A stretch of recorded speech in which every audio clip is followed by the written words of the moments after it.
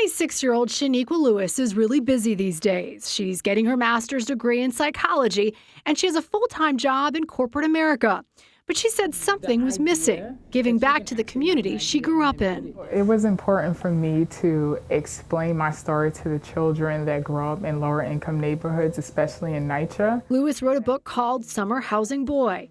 It's a fictional book based on her experiences growing up in the Mariners Harbor houses in Staten Island. Definitely hope, inspiration.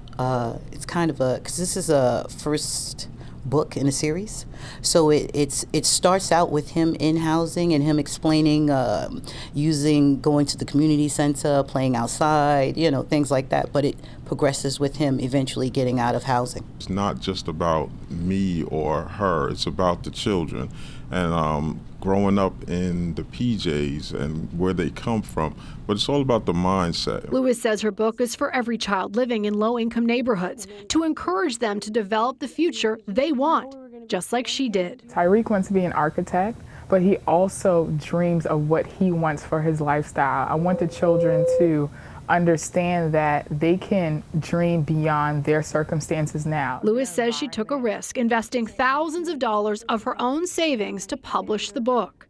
The Summer Housing Boy tells the story of Tyreek. With a 9-year-old's perspective, Tyreek gives readers a tour of his community without embarrassment or shame. This is him. Absolutely. And he's holding, is it a notebook where Yes. he's able, so that's a strong symbolism. Yeah. And he every time he draws at night, when he goes on the bus, he takes mental notes of what he's doing and everything around him. Then he goes home, he draws it, and then he puts it on his wall. Tyreek, much like Lewis, is imaginative and understands the power of thinking beyond their physical location to create new beginnings and a new life story. It's really important for me to highlight to the children that they can too have their own goals, and it doesn't matter where they live.